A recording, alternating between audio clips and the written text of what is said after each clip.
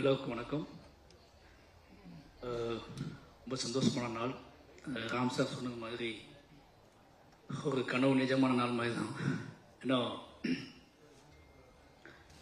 முதல்ல பேச வேண்டிய விஷயத்த பேசிடுறேன். படம் நான் பார்த்துட்டேன். மியூசிக்லாம் ரெடியாகிறதுக்கு முன்னாடி பார்த்தேன். நான் ஒரு மிட் நைட்டில் பார்த்தேன் அந்த படம். என்னோடய அசிஸ்டன்ஸோடு தான் அந்த படம் பார்த்து முடிச்சதுக்கப்புறம் மிட் நைட் 2 மணிக்கு 2:30 மணி ஆகிடுச்சு படம் முடியும் போது. ஃபோன் பண்ணி அருண்கிட்ட பேசிலாம் முடிச்சதுக்கப்புறம் ஸ்ரீகணேஷ்க்கு ஃபோன் பண்ணேன். ஏன்னா எப்போவுமே ஒரு 3 மணிக்கு ஒரு டேரக்டர்கிட்ட வந்து அவங்க படத்தை பற்றி பேசுறதுன்னு ஒன்று இருக்குல்ல, அவங்க என்னவா இருப்பாங்கன்னு சொல்லி. அப்போ தான்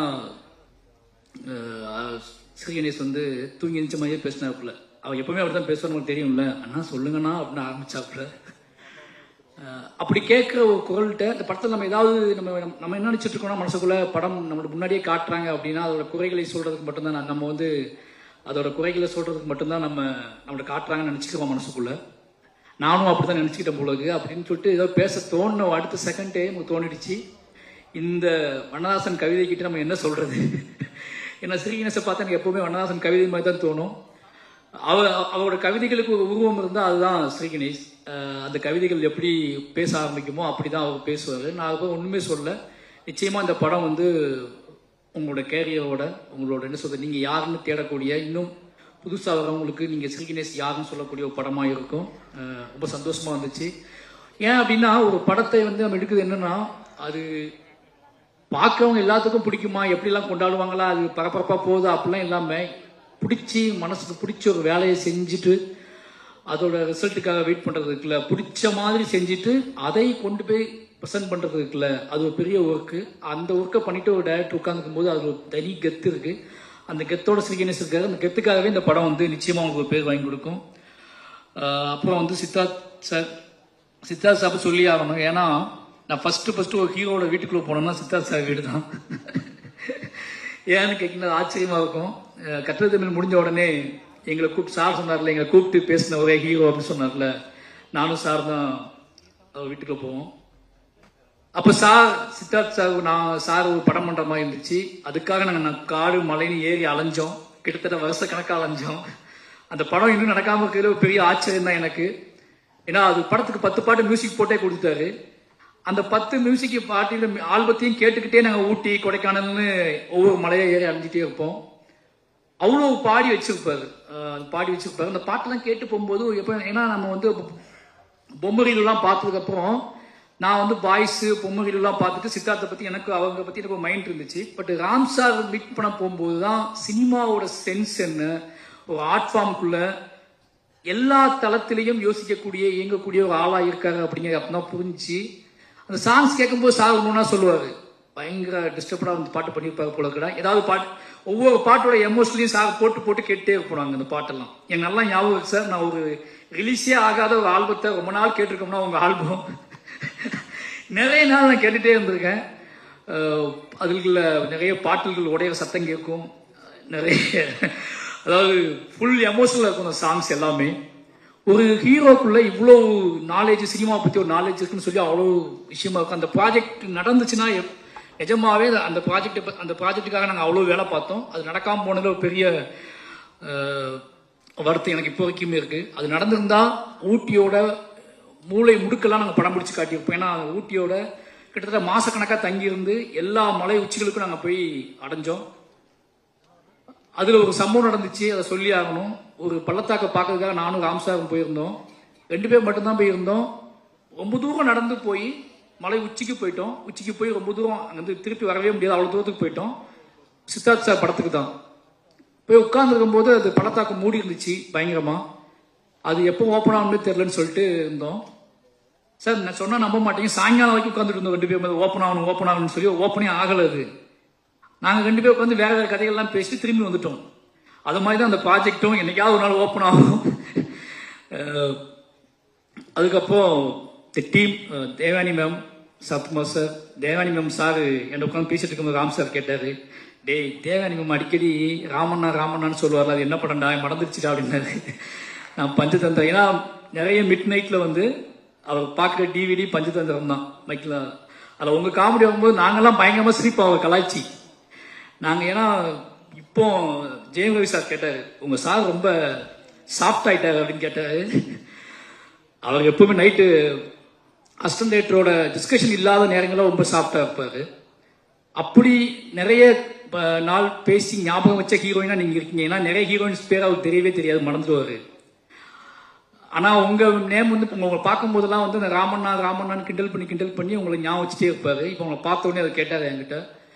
நிச்சயமாக எங்களோட எவர்கிரீன், எங்களோட மைண்டில் இருக்கக்கூடிய, நான் உங்களை பார்க்கும்போது எனக்கு ரொம்ப ஆச்சரியமாக இருந்துச்சு. ஏன்னா சிலவங்க நம்ம மைண்ட்லேருந்து விலகிடுவாங்க, எங்கேயாவது தூரமாக தெரியுவாங்க. நம்மளோட பாலிய கால ஹீரோயின்ஸ் வந்து திடீர்னு ரொம்ப தூரமாக தெரியுவாங்க. நீங்கள் இன்னும் பக்கத்திலேயே தெரியுறீங்க, அதுவே எங்களுக்கு ரொம்ப சந்தோஷமாக இருக்குது. சரத்குமார் சார் அதை பற்றி சொல்லி ஆகணும். சரத்குமார் பற்றி என்ன சொல்றது அப்படின்னு தான் சார் பற்றி சொல்லுன்னா, அவருக்கு நான் வந்து திருநெல்வேலியில் ரொம்ப நாள் நடிச்சுட்டே இருந்தேன் சரத்குமார் சாரை பற்றி. ஏன்னா அவர் எங்கள் ஊருக்கார மாதிரியே இருப்பார். அவர் இந்த படத்தில் நான் பார்க்கும்போது முடிவு பண்ணது என்ன அப்படின்னா, ஐயா படத்துக்கு அப்புறம் சரத்குமார் சார்கிட்ட வந்து ரொம்ப மைனூட்டா அவர் மனசை பேச விட்டு இந்த படத்தை பண்ணியிருக்காரு. அவர் மனசு மட்டும் தான் பேசும், பாடி பேசவே பேசாது, உடம்பு அப்படியே இருக்கும். முழுக்க அவர் மனசை மட்டுமே பேச விட்டு ஆக்டிங் நடிப்பு வாங்கியிருக்காரு ஸ்ரீ கணேஷ். அது பயங்கரமா வந்து ஒரு பாறாங்கல், ஏன்னா உடம்பு வந்து ஒரு பாறாங்கல் உள்ள மனசு மட்டும் பேசணும் எப்படி இருக்கும், பாறாங்கல் மாதிரி இருக்காரு அவரு. ஆனா உள்ள ரொம்ப கனிவா ஒரு பூ மாதிரி, பாறாங்கலுக்குள்ள பூக்கள் இருக்குல்ல, சின்ன சின்ன பூஞ்சைகள் இருக்குல்ல, அந்த பூஞ்சைகள் பேசுன மாதிரியான ஒரு தொழில இந்த படத்தோட ஆக்டிங்கை நீங்க வாங்கிருக்கீங்க. எனக்கு அது ரொம்பவே பார்க்கும்போது பெரிய விஷயம். ஏன்னா ஒருத்தர் இவ்வளோ பிரம்மாண்டமா தெரிகிறாரு, ஃப்ரேம்ல பிரம்மாண்டமாவே இருக்கிறாரு. அவரால் அவர் சவுண்டு விட்டா அந்த சவுண்டே நமக்கு தெரியும். அது எதையுமே வர விடாம அவர்கிட்ட இருந்து ரொம்ப நுணுக்கமா அழகா இந்த ஆக்டிங்கை வாங்கினது நிச்சயமா அவர் சூப்பராக பண்ணியிருக்காரு. சொன்னார்ல ஸ்ரீ கணேஷ் என்னன்னாலும் அவர் கேட்டதை வாங்கிடுவார்னு சொல்லி, அது மாதிரி நிச்சயமா இந்த படம் வந்து அதை வேலை பார்த்த நிறைய பேத்துக்கு, அந்த முக்கியமா அந்த சைட் அவங்க பேர் எனக்கு தெரியல, இப்பதான் சொன்னாங்க அவங்க. அந்த கேரக்டர் எனக்கு ரொம்ப பிடிச்சிருந்துச்சு. ஃபர்ஸ்ட் எனக்கு பிடிச்ச கேரக்டர் அந்த கேரக்டர். எங்க அந்த கேரக்டர் அனாதையா விட்டுருவாரோ அப்படின்னு சொல்லிட்டு ரொம்ப பயந்துட்டே இருந்தேன் நான். ஏதோ அது போன போக்கில் போயிடுமோன்னு பயந்துட்டே இருந்தேன். திருப்பி அதோட என்ட்ரியும் திருப்பி அந்த கேரக்டர் வந்து ஒரு அந்த வீடு எப்படி இருந்துச்சுன்னா, எனக்கு அந்த வீட்டில் இருக்கவங்க யாருமே வேற மாதிரி ஒரு உலகத்துல இருந்து ஆட்கள் என்ட்ரி ஆகாத வீடு மாதிரியே இருந்துச்சு. அவங்களாவே பிறந்து அங்கேயே வாழ்ந்துட்டு இருக்க மட்டுமே இருக்காங்களே, இந்த வீட்டுக்குள்ள வேற யாராவது ஒருத்தவங்க உள்ள வந்தா அந்த வீடு எப்படி இருக்குன்னு யோசிச்சுட்டே இருக்கும்போது ஸ்ரீ கணேஷ் கரெக்டா அப்படி ஒரு பொண்ணு அந்த கேரக்டர் உருவாக்கி அந்த வீட்டுக்குள்ள அனுப்புனாரு. இப்படி எல்லாரும் சேர்ந்து உள்ள வரும்போது அந்த வீடு இன்னும் நிறைவா மாறணும் இருக்குல்ல, அந்த இடத்துல அந்த கேரக்டர் உள்ள வந்த உடனே எப்பா நிம்மதி ஆயிடுச்சுப்பான்னு எனக்கு தோணுச்சு இந்த படம் பார்க்கும்போது. ஒருவேளை அந்த கேரக்டர் அந்த வீட்டுக்குள்ள வராமலே இருந்திருந்தா ஒருவேளை எனக்கு நிறைவாயிருக்குமான்னு எனக்கு தெரியல. அது முதல்ல அந்த கேரக்டர் நீங்க அந்த வீட்டுக்குள்ள கொண்டு வந்து அந்த வீடை அடைவதற்கு அந்த கேரக்டர் முக்கியமான பங்கு வகிச்சு நீங்க காட்டினது இருக்குல்ல, அந்த திராணி இருக்குல்ல, அதுக்கே ரொம்ப சல்யூட், ரொம்ப நன்றி. எல்லாருமே ரொம்ப நல்லா பண்ணிருக்காங்க. கேமரா, மியூசிக், நான் மியூசிக்ல இன்னும் படம் பார்க்கல, ட்ரெய்லர் மியூசிக் பார்த்தேன், ரொம்ப சூப்பர். கடைசியா என்னோட நண்பர் அருண் விஸ்வா, நான் ரொம்ப நேரம் பேசுறதுக்கு ஒரே காரணம் என்ன அப்படின்னா, இன்னும் அவருக்கு நாங்கள் எதுவுமே செய்யலை ஒரு டைரக்டர் ஆனதுக்கு அப்புறம். ஏன்னா அவருக்கு எனக்கு நிறைய செஞ்சிருக்காரு. நினைச்சு பார்க்கும்போது ஒரு பெரிய பயணமாக தான் இருக்கு, எமோஷனலான டிராவலாக தான் இருக்கு. பெரிய பெருமாள் கதையை தூக்கிக்கிட்டு என் கூட டிராவல் பண்ண, எப்படி என் லைஃப்ல ராம் சார் அப்படிங்கிறது என்னோட அடையாளமும், என்னோட பெரிய என்ன சொல்றது, என்னோட ஒரே ஒரு தூண் அப்படின்னு சொல்லிட்டு இருக்கணும். அது மாதிரி அருண் விஸ்வா ரொம்பவே முக்கியமான, என் வாழ்க்கையில முக்கியமான ஒரு மனிதர். ஏன் நினைச்சு பார்க்கவே முடியாத உதவிகள்லாம் பண்ணியிருக்காரு. நிறைய அலுவலகங்கள், கிட்டத்தட்ட ஒரு 50 ஆபீஸ்க்கு நாங்கள் போயிருப்போம். பெரிய பெருமாள் ஸ்கிரிப்ட் தூக்கிட்டு நிறைய ஹீரோக்களை தேடி போய் நான் கதை சொல்லியிருக்கேன், அது நடக்கல. நிறைய விஷயங்கள் நான் பண்ணியிருக்கேன், ஆபீஸா போய் அலைஞ்சிருக்கோம், பண்ணியிருக்கேன், நடக்கல. எனக்கு மேரேஜ் ஆகி ஒரு 10 days கழிச்சு ஒரு ஃபோன் வருது. நான் போகாத ஒரு ஹீரோ கால் பண்றாரு, கதிர். எனக்கு வந்து அவனாவே கால் பண்றான். கதிர் கால் பண்ணி உங்கள்கிட்ட அருண் விஸ்வா ஒரு நல்ல கதை இருக்குன்னு சொன்னாரு அப்படின்னாரு. எனக்கு ரொம்ப ஆச்சரியமா இருந்துச்சு. சரிங்க, மேரேஜ் ஆகிருக்க ஒரு 10 days கழிச்சுட்டாங்க நான் வருவேன் அப்படின்னு சொன்னேன். அதுக்கப்புறம் கால் பண்ணுங்க பேசுறேன். ஏன்னா ரொம்ப டயர்டா இருந்தேன். திருப்பி 1 month கழிச்சு திருப்பி கதிர் கால் பண்ணாப்புல, மீட் பண்ணலாம். அப்படி மீட் பண்ணா அந்த நாள்ல இருந்து பெரிய பெருமாள் தொடங்கிடுச்சு. அதுக்கு முன்னாடி பெரிய பெருமாளை தூக்கிக்கிட்டு அலைஞ்ச அவர் என்னோட ஸ்கிரிப்ட் புக் கையில வச்சுக்கிட்டு என் கூடவே உட்கார்ந்து அலைஞ்சது. அவர் ஈராஸ்ல வேலை பார்த்தாரு, அவர் வேலை பார்க்குற இடத்துக்குலாம் கூட்டிட்டு போனாரு, பெரிய பெரிய ஆட்கள் அலுவலகத்துக்குள்ள கூட்டிட்டு போனாரு. என்னென்னமோ பண்ணி இந்த படம் வந்துடணும், அந்த படம் வெளியே வந்துடணும் அப்படின்னு சொல்லிட்டு ரொம்ப மாரி செல்வராஜ் டைரக்டர் ஆக்கணும்னு ஆசைப்பட்ட 2வது ஜீவனாக இருந்தார். ராம் சார் இருக்காருன்னா ராம் சாருக்கு அடுத்து அருண் விஸ்வா வந்து எப்படியாவது மாறி டைரக்டர் ஆக்கிடணும் அப்படின்னு சொல்லிட்டு. ஏன்னா அவ்வளோ இன்னும் சொல்ல போனால் ரொம்ப கரெக்டாக ஓப்பனாக சொல்லணும்னா எனக்கு சினிமாவுக்குள்ள ராம் சாரை தாண்டி ஒருத்தர் ரிலேஷன்ஷிப்பாக கிடைச்சிச்சு. நம்ம டோன்ல இல்லாமல் சார் சொன்னாங்களோ பணக்காக போய் டோன்ல இருப்பாருன்னு சொல்லி அப்படி ஒருத்தர் நம்மகிட்ட பேசுறாரு அப்படிங்கிறது பெரிய ஆச்சரியமா இருந்துச்சு. அவர் என்னை நம்பி செல்வம் கூட்டிகிட்டே அலைஞ்சாரு. ஒருவேளை அருண் மாதிரியான மனிதர்கள் சந்திச்சு என்னை கூட்டிகிட்டு அலையலாம் நான் சீக்கிரமா டைரக்டர் ஆயிப்பானு எனக்கு தெரியாது. அவ்வளவு நம்பிக்கையோட என்னை எல்லா அலுவலகத்துக்கும் கூட்டிட்டு போய் அவரும் நீங்க நான் டைரக்டரா இருக்கேன்னா அது முக்கியமான பங்கு, அவரோட பங்கு அது முக்கியமான ஒரு பங்கு, அது என்னைக்குமே மறக்க முடியாது. நான் எப்பவுமே நினைச்சிட்டே இருப்பேன். எனக்கு திங்மி சந்தோஷத்தை கூட நான் சொன்னேன், எனக்கு அருண் வந்து ஒரு பெரிய எமோஷனல், அதை எப்படி வெளிக்காட்டுறதுன்னு தெரியல. எந்த மாதிரி இடத்துல எந்த மாதிரி மேடைகள்ல எந்த மாதிரி நடக்கும்னு தெரியல. நிச்சயமா இன்னைக்கு அவர் ப்ரொடியூசராக இருக்கேன், நான் டைரக்டராக இருக்கேன். நிச்சயமா நானும் அருணும் வந்து படம் பண்ணாம அது சாத்தி அடைய அந்த படம் பண்ற நாள் 2 பேருமே அவர் ப்ரொடியூசர் நான் டைரக்டர்னு ஒரு படம் பண்ணுவோம்ல. அதனால அருணுக்கு வந்து எப்போ ஃபோன் பண்ணாலும் எனக்கு பயங்கர கூச்சமாவே இருக்கும். என்னால கமிட்மெண்ட் பண்ணி வச்சிட்டோமே, அருண் கால் பண்றாப்லையே, அருண் ப்ரொடியூசர் ஆயிட்டாப்லையே அப்படின்னு சொல்லி நிறைய நாள் வருத்தப்பட்டிருக்கேன்.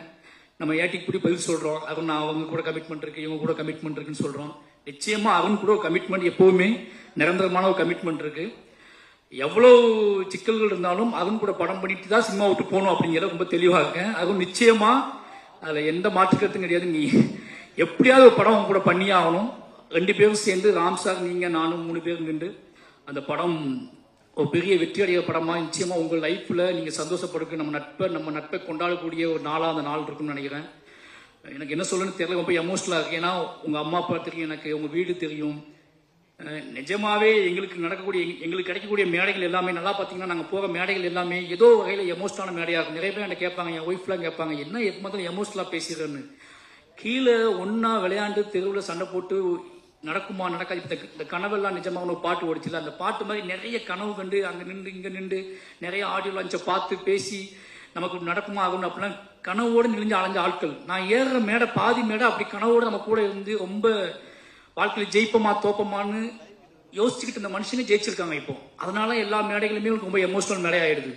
இன்னைக்கு ராம் சார் படத்தோட ஆடியோ லான்ச் நடக்குது, அருண் படத்தோட ஆடியோ லான்ச் நடக்குது. 2 படம் ஒரே டேட்ல ரிலீஸ் ஆகுது. நான் அவன்கிட்ட கேட்ட அருண் என்ன ஒன்னும் ஒரே டேட்ல ரிலீஸ் ஆகுது அப்படின்னு. அது உண்மையாவே இந்த மாதிரி நாட்கள் தான் நாங்கள் இயங்கி இருக்கோம். நிச்சயமா அருண் மேல பொறாமையும் பெருமையும் இருக்கு. என்ன பெருமை அப்படின்னா, இந்த மாதிரி ஒரு படத்தை எடுத்துட்டு தைரியமா கெத்தா அவர் என்னன்னா இன்னும் ஒரு அவர் நினைச்சா எந்த மாதிரி இப்போ இங்க பேசின 10 டைரக்டரும் ஃப்ரெண்ட்ஸ் தான், எல்லாருமே ஃப்ரெண்ட்ஸ். சினிமாவில் ஃப்ரெண்ட் இல்லாத ஆளே கிடையாது, எல்லாத்தையும் ஃப்ரெண்டு.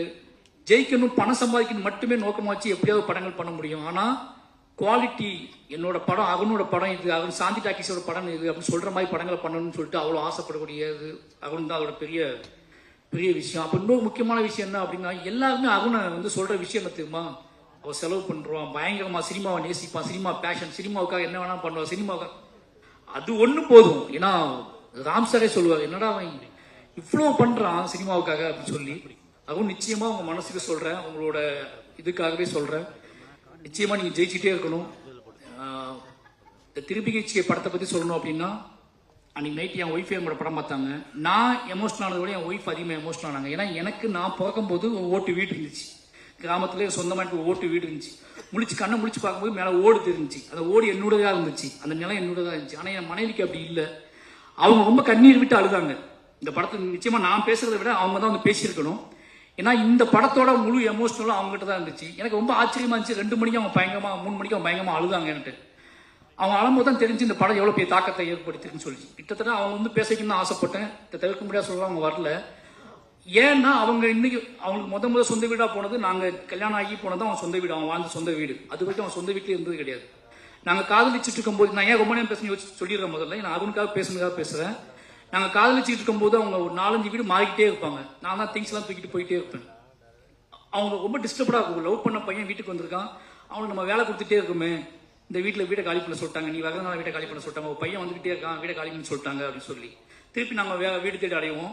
அந்த வீட்டுக்கு நான் தான் திங்ஸ் தூக்கிட்டு போவேன். பரியம்பெருமாள் கமிட் பண்ணியதுக்கு அப்புறம் கூட, பரியம்பெருமாள் ஷூட்டிங் முடிஞ்சதுக்கு அப்புறம் கூட நான் ரிலீஸ் ஆகுதுக்கு முன்னாடி சேலம் மாநகரத்தில் நான் வீடு தேடி அலைஞ்சிருக்கேன். திங்ஸ் எல்லாம் தூக்கிட்டு அலைஞ்சிருக்கோம். அவங்க கூடயே நான் வீடு தேடி கிட்ட 6-7 வீடு மாறிக்கிட்டே இருந்தேன். அப்படி பெரிய ரிலீஸ் ஆகிற வரைக்கும். அதுக்கப்புறம் சென்னை வந்து நான் டைரக்ட் ஆனதுக்கப்புறம் வீடு தேடி அலைஞ்சிட்டே இருந்தோம். அப்பதான் எனக்கு புரிஞ்சிச்சு அவங்க ரொம்ப எமோஷனல் ஆவாங்க. ஏதாவது சொந்த வீடு வாங்க சொல்லிட்டே இருப்பாங்க. எனக்கு சொந்த வீடை பத்தி கவலையே இருந்தது கிடையாது. ஏன்னா நான் ராம்சா கூட இருந்தவன். எனக்கு எல்லாமே ஒரே மாதிரி ஃபீல் ஆகும். எனக்கு வந்து சொசைட்டியோட சமூகம் என்னை எப்படி நடத்துது, சமூகம் என்ன இன்டராக்ட் பண்ணுது, எனக்கு வெளி உலகம் தான் தெரு என்னை எப்படி நினைக்குது அப்படின்னு தான் நான் ரொம்ப மைண்ட் செட்டாகவே இருப்பேன். என் வீட்டுக்குள்ள நான் எப்படி இருந்தேன்னு நான் யோசிச்சதே கிடையாது. என் வீட்டுக்குள்ள நான் பயங்கரமா அது ஃபீலாகவே இருந்தது கிடையாது. என் வீட்டில் நான் வந்து தூங்குவேன், எழுந்து போவேன். அதனால வீடை பத்தி எனக்கு எந்த கனவுமே இருந்தது கிடையாது. சமூகத்தை பத்தியான கனவு தான் அதிகமா இருந்தது. ஆனா என் ஒய்ஃபுக்கு வீடு பத்தியான கனவு அதிகமா இருந்தது. அதுக்கு காரணம் அவங்க 3 பேருமே பெண்கள், அப்பா இல்ல. 3 பெண்களுக்கு ஒரு நிலையான வீடு ரொம்ப எமோஷனலா இருந்திருக்கு. அதனாலே அவங்க வீடு வாங்க சொல்லிட்டே இருப்பாங்க. பெரியம்மாள் கிட்டான உடனே எதை பத்தி யோசிக்காம ஒரு வீடு வாங்கிடு அப்படின்னு சொன்ன உடனே கர்ணன் முடிச்சு அவங்க சொந்த வீடு வாங்கி கொடுத்துட்டேன். நான் அந்த வீட்டை தான் இப்படி இருக்கும். எனக்கு நான் யோசிச்சு பார்க்கும்போது இது ஒரு பெரிய விஷயமா. நான் அந்த வீட்டை பார்க்கறதுக்கும் போகல, அந்த வீட்டை பத்தி எதையும் யோசிக்கவும் போகல. வீட்டை பார்த்தோம், இது இப்படி ஆகும் இது எப்படி ஆகும் எதுவுமே யோசிக்கல. வீட்டை வாங்கி வாழ்ந்துட்டோம். அதுக்கப்புறம் தான் கொஞ்சம் கொஞ்சமா ரெடி பண்ணும் போது தான் தெரிஞ்சு வீடு எவ்வளவு முக்கியமான விஷயம் அப்படின்னு தெரிஞ்சு எனக்கு அது தெரியவே இல்லை. பட் திருப்பி படம் பார்த்துட்டு அவங்க ரொம்ப நேரமா அழுதுட்டு இருந்தாங்க. ரொம்ப நேரமா அழுதுட்டு இருக்கும்போது காரணம் என்னன்னா, இப்ப யோசிச்சு பாரு, சரத்குமார் சார் வந்து அப்பா இருக்காரு, உங்க அப்பா அவர் தூண் மாதிரி இருக்காரு. ஒருவேளை சரத்குமார் சார் இல்லாம எங்க அம்மா மட்டும் யோசிச்சு பாரு எப்படி இருக்குது கதை அப்படின்னு சொல்லி, எங்க அம்மா மட்டும் தான் இருந்தாங்க அப்படின்னு சொன்னாங்க. எனக்கு அப்பதான் புரிஞ்சிச்சு ஒரு கூட்டோட வேல்யூ. இப்ப சார் சொன்ன மாதிரி இந்த வீட்டுல நம்ம இறந்து போனதுக்கு அப்புறம் இந்த வீட்டுக்குள்ள தான் நம்ம பிள்ளைங்க இருப்பாங்க, இந்த வீட்டுக்குள்ள தான் நம்ம பிள்ளைங்க விளையாடுவாங்க அப்படிங்கிறத பார்த்துட்டு நம்ம போற உணர்வு இருக்குல்ல, அப்பதான் எனக்கு புரிய ஆரம்பிச்சிச்சு. நானே அருண்கிட்ட ஃபோன் பண்ணி, அருண் நான் வந்து இந்த படத்தை நான் ஒரு டைம் பாயிண்ட் ஆஃப் வியூல பார்த்தேன், என் ஒய்ஃப் ஒரு பாயிண்ட் ஆஃப் வியூல பார்த்துருக்காங்கன்னு சொல்லி அது மிட் நைட் நான் பேசிட்டே இருந்தேன். நிச்சயமா இந்த படம் நேர்மையான கலைஞர்களால, நேர்மையான டீமால ரொம்ப எமோஷனலா, ரொம்ப நெருக்கமா மக்களை நம்பி எடுக்கப்பட்ட படம். இந்த படம் நிச்சயமா சொல்றேன், இந்த படத்தை பற்றியான இந்த படம் மக்களை நம்பி எடுக்கப்பட்ட படம், மீடியாக்கள் நம்பி எடுக்கப்பட்ட படம். ஒவ்வொரு சராசரி மனுஷனோட கனவு ஒவ்வொரு சார்ந்த விஷயமா இருக்கும். அப்படி ஒரு பெரும் கனவை நம்பி வாழக்கூடிய நிறைய குடும்பங்களை பற்றியான கதை. நிச்சயமா இந்த படத்தை மக்கள் தியேட்டர்ல வந்து ஜூலை 4 ரிலீஸ் ஆகுது. ஒவ்வொரு மக்களுமே ஒவ்வொரு மனுஷங்களுமே ஏதோ டூரிஸ்ட் ஃபேமிலி ஒரு ஹிட் ஆயிருக்கு. எனக்கு மெட்ராஸ் மேட்னி ரொம்ப தாமதமாக தான் பார்த்தேன். மெட்ராஸ் மேட்னி வந்து எனக்கு அது எப்படி இன்னும் பெருசா போக வேண்டிய படம். ஏன்னா எனக்கு அவ்வளோ ரொம்ப எமோஷனலா பிடிச்ச அந்த படம். அது மாதிரி இந்த படம் வந்து ஒரு மிகப்பெரிய வெற்றி படமா அமையணும், எனக்கு அது மட்டும் தான் பெரிய ஆசை. ஏன்னா இந்த படம் அத்தனை விஷயங்களும் இந்த படத்துக்குள்ள இருக்கு. அதுக்கு ஒரே ரீசன் என்னன்னா, இந்த படம் உண்மையாக இருக்கு, உண்மையாவே எடுக்கப்பட்டிருக்கு. அத்தனை பேர் மனசுக்குள்ள இருந்தும் ஸ்ரீகணேஷ் பேச முயற்சி பண்ணியிருக்காரு. தேவானி மேம் சொன்னாங்கல்ல, நான் நிஜமா மேம் படம் பார்த்துட்டு இருக்கும் போதே தேவானி மேம் எந்த பாயிண்ட்ல பேச போவாங்கன்னு பார்த்துட்டே இருக்கேன். நீங்க பேசவே மாட்டீங்க படத்துல, எந்த இடத்துல நீங்க பேச போறீங்கன்னு பார்த்துட்டே போனாங்க. ஒரு 4-5 இடத்துல தான் நீங்க பேசுறீங்கன்னு நினைக்கிறேன். அந்த 4-5 இடத்துல பேசும்போது பூ பூக்கிற மாதிரி இருந்துச்சு அந்த வீட்டுக்குள்ள. நீங்க பேசுற பாயிண்ட் தான் அந்த வீட்டுக்குள்ள பூ பூக்குது. நீங்க ஒவ்வொரு டைம் பாத்தீங்கன்னா நீங்க எப்ப பேசுறீங்களோ அந்த இடத்துல தான் அந்த பாட்டோட மியூசிக்கே மாறுது. அந்த நீங்க பேசின உடனே மியூசிக் மாறிடுது. நான் பார்த்த வெர்ஷன்ல நீங்க பேசுற தொனில அந்த இடம் மாறிடுது. ஒரு சித்தார்த் சாரோட ஆக்டிங், நான் சொன்னேன் சித்தார்த் சாரை வந்து நான் இந்த படம் கதை தெரியும் போது நான் சொன்னேன், சித்தார்த் சாரை வந்து ஜீனியஸ் இல்ல, அவருக்கு இங்கிலீஷ் தெரியல, அவரை வந்து இதெல்லாம் ஒத்துக்குவாங்களா, ஒரு மிடில் கிளாஸ் பையனை ஒத்துக்குவாங்களான்னு கேட்டேன். சார் நம்ப வச்சிருக்கீங்க. நீங்க ஒரு இன்டர்வியூல போய் உட்கார்ந்து யோசிச்சுட்டு இருக்கும் போது நான் பார்த்துட்டே இருந்தேன். நேரம் ஆக ஆக ஆக நீங்க வீடுகள், அதாவது என்ன சொல்றது, இது வரைக்கும் நுழையாத வீடுகளுக்குள்ள நுழைஞ்சி அந்த வீட்டுக்குள்ள இருந்து பேச ஆரம்பிக்கிறீங்க. உங்களோட ஆக்டிங்கும் உங்களோட சென்சிபிளும் இந்த கதையோட நேர்மையை நீங்க புரிஞ்சுக்கிட்டதுனால தான் ஏதோ வகையில் அதை தென்பட்டுக்கிட்டே இருக்கு. எனக்கு ஃபர்ஸ்ட் நான் பயந்தேன், ஓப்பனா சொல்லணும்னா இது எப்படி இந்த வீட்டுக்குள்ள எப்படி சித்தார்த் செட் ஆவாங்க அப்படின்னு நினைச்சுட்டே இருந்தேன். ஆனா அது நீங்க தெருவில் அலையும் போது, உட்காரும் போது, அப்பாவை பார்க்காம குனிஞ்சிக்கிட்டு நடந்து வரும்போது அப்பதான் புரிய ஆரம்பிச்சு. ஏன்னா எனக்கு அப்படி கிடையவே கிடையாது லைஃப். நான் ரொம்ப நிமிர்ந்து அலைஞ்ச பையன், ஒரு மாதிரி வீட்டுக்குள்ள வேற மாதிரி இருப்பேன். வீட்டுக்குள்ள வாழ்ற அந்த மிடில் கிளாஸ் பசங்களோட மைண்ட் செட் இருக்குல்ல, அதை இப்ப இந்த படத்துல தான் நான் ஃபர்ஸ்ட் டைமா லைவா பாக்குறேன். எனக்கு அப்படி இருந்ததே கிடையாது. எங்க வீடு திறந்தே கிடக்கும், வாசலும் கிடையாது, முன்பக்கம் கிடையாது, பின்பக்கம் கிடையாது. இப்படி அடைப்பட்ட வீட்டுக்குள்ள எனக்கு ஒரு சீன் போதும் சார். அந்த வீட்டு ஓனர் கிட்ட பேசுற ஒரு சீன் போதும் எனக்கு. அது ரொம்ப ரொம்ப டிஸ்டர்ப் பண்ணிச்சு என்னைய. ஏன்னா ராம் சார் நானும் நிறைய ஓனர்கிட்ட அப்படி கஷ்டப்பட்டிருக்கோம். தூக்கிட்டு அலைஞ்சிக்கிட்டே இருப்போம். பில்டிங் தூக்கிட்டு பாட்டு சத்தமாக வந்துச்சுன்னா மறுநாள் காலம் கதவு தட்டிடுவாங்க. உங்க பாட்டு போடுறதுக்குலாம் நாங்கள் வீட்டை காலி பண்ணியிருக்கோம். ஓகேங்களா, அவர் செல்லாம் மூட பயங்கரமாகி சித்தார்த்து பாட்டு போடுறான்னு சொல்லிட்டு பெருசாக போட்டுவிட்டு சவுண்ட் வச்சு விட்டுருவாரு. மறுநாள் காலை வந்து வீட்டை காலி பண்ணி சொல்லிடுவாங்க. இப்போ திங்ஸை தூக்கிட்டு வேற வீட்டுக்கு போவோம். எல்லா வகையில இந்த படம் அருணுக்காக, வெறுமன அருணுக்காக மட்டும் இல்லாம அருண் போன்றே டைரக்டர், அருண் மாதிரியே ஹீரோ, இது எல்லாருமே சேர்ந்து அமைஞ்சிருக்காங்க. நிச்சயமா இந்த படம் மிகப்பெரிய வெற்றி அடையணும். எப்படி குறிஞ்சி பூக்களை அது நம்பி குட்டி குட்டியா இந்த மாதிரி விஷயங்களை நம்பி, மக்களை நம்பி ஒருத்தர் உழைச்சி இவ்வளவு நாள் உழைச்சி அதை கொண்டு வந்து கொடுக்கறது முழுக்க முழுக்க மக்களை நம்பி மட்டும்தான். வேலை பார்க்கும் போதே நிறைய பேர் சொல்லுவாங்க இது ஒர்க் அவுட் ஆகுமா ஆகாதா அப்படின்னு நிறைய பேர் பேசுவாங்க. ஆனா அதையும் தாண்டி ஒரு கிரியேட் நினைக்கிறது மக்கள் இருக்காங்க. மக்கள் ஏதோ உனக்கு இயங்குறாங்க, அவங்களுக்கு நம்ம அதை கொடுப்போம், அவங்க சொல்லட்டும் நம்பி தான் எடுக்கிறாங்க. அப்படி எடுக்கப்பட்ட படம் திருப்பி நிச்சயமா இந்த மக்கள் கொண்டாடுவாங்க நம்புறேன். அப்படி ஒரு பெரிய வெற்றியில உங்களை சந்திக்கிறேன். நன்றி. ஆனா நான் ஒரு போட்டோ மட்டும் எடுத்துக்கலாம்னா நீங்களும் அருணனும் இருக்கிற மாதிரி. ஸோ ரொம்ப முக்கியமான விஷயம் சுவாதி உண்மையிலே சுவாதி எங்க வீட்டில் ஒருத்தங்க மாதிரி தான். சுவாதி ஏன்னா அருண் அழகு, ரொம்ப அருண் எப்பவுமே ரொம்ப அழகா இருப்பாரு. சுவாதியோட இருக்கும்போது மட்டும் அருண் ரொம்ப அழகா தெரிவாரு. ஏன்னா அருணுக்குள்ள அருண் என்ன மாதிரி கேரக்டர் நமக்கு தெரிஞ்சுக்கணும் ஆசைப்பட்ட சுவாதியை பார்த்தா தெரிஞ்சிடும். சுவாதி தான் அருண். ரொம்ப சந்தோஷம் சுவாதி, இன்னைக்கு நீங்க தயாரிப்பாளராக நீங்க வந்து இருக்குதுக்குல ரொம்ப சந்தோஷம். ஏன்னா நானும் என்னோட மனைவியை தயாரிப்பாளர் ஆக்கியிருக்கேன், அருணும் தயாரிப்பாளர் ஆக்கியிருக்காங்க. ராம் சார் ஏதோ எல்லாரும் நினைச்சிட்டு இருக்காங்க ராம் சார் பண்ண பிரம்மாண்டங்கள்ல நாங்களாம் இருக்கோம். எல்லாமே ராம் சாரால் நிகழ்ந்தது. அப்படி நிகழ்த்தப்பட்ட ரெண்டு பேர் வெற்றியாளர்கள் தான் நானும் அருணும். ரொம்ப நன்றி சுவாதி. தேங்க்யூ.